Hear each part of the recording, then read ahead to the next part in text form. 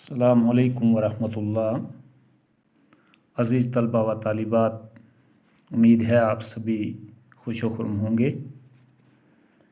گزشتہ سبق میں ہم نے میر غلام رسول نازکی کے حالات زندگی اور ان کی شاعری کے بارے میں پڑھا تھا۔ آج ہم ان کی غزل پڑھ رہے ہیں۔ ان کی غزل نمبر 1 پڑھیں گے ہم۔ آپ اپنی درسی کتاب کا صفحہ نمبر 112 جو ہے وہ سامنے رکھیں گے۔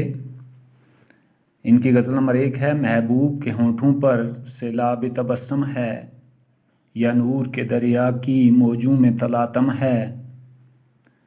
اب خوب گزرتی ہے انجام خدا جانے، ہر سانس میں نغمہ ہے، ہر لے میں ترنم ہے۔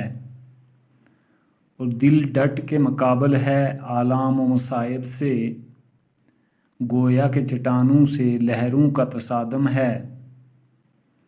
دنیا محبت کی ہر چیز نرالی ہے، خاموش اشاروں پر بنیاد تکلم ہے۔ اور جب جنت ارضی میں آرام نہیں ملتا، پھر خلد بری کیا ہے، واعظ کا توہم ہے۔ تو یہ غزل نمبر 1 ہے، اس کی تشریح ہم کریں گے۔ شعر نمبر 1 ہے جو اس غزل کا مطلع ہے: محبوب کے ہونٹوں پر سیلاب تبسم ہے، یا نور کے دریا کی موجوں میں تلاطم ہے۔ تو اس غزل کے مطلع میں نازکی اپنے محبوب کی تعریف کرتے ہوئے فرماتے ہیں کہ جب وہ مسکراتے ہیں تو ایسا لگتا ہے کہ نور کے دریا میں موجیں اٹھ رہی ہیں۔ شاعر نے اپنے محبوب کی مسکراہٹ کو نور کے دریا سے تشبیہ دی ہے۔ اور دوسرا شعر ہے: اب خوب گزرتی ہے انجام خدا جانے، ہر سانس میں نغمہ ہے، ہر لے میں ترنم ہے۔ تو اس شعر میں نازکی فرماتے ہیں کہ فی الحال زندگی اچھے ڈھنگ سے گزر رہی ہے، لیکن انجام معلوم نہیں۔ میری ہر سانس میں نغمہ اور ہر انداز میں ترنم ہے، لیکن مستقبل میں زندگی کیا رخ اختیار کرے گی، خدا ہی جانتا ہے۔ شعر نمبر 3 ہے: دل ڈٹ کے مقابل ہے آلام و مصائب سے، گویا کہ چٹانوں سے لہروں کا تصادم ہے۔ تو اس شعر میں نازکی فرماتے ہیں کہ دل مصیبتوں اور غموں کا ڈٹ کر مقابلہ کر رہا ہے، گویا دل ایک چٹان کی طرح ہے۔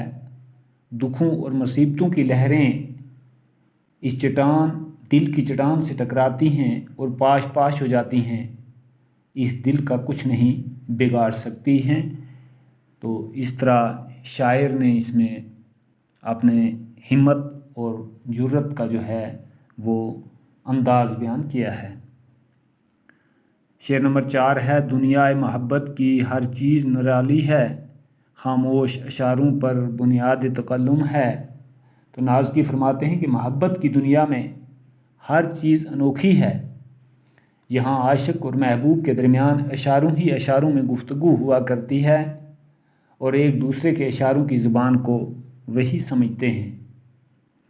شعر نمبر 5 ہے: جب جنت ارضی میں آرام نہیں ملتا، پھر خلد بری کیا ہے، واعظ کا توہم ہے۔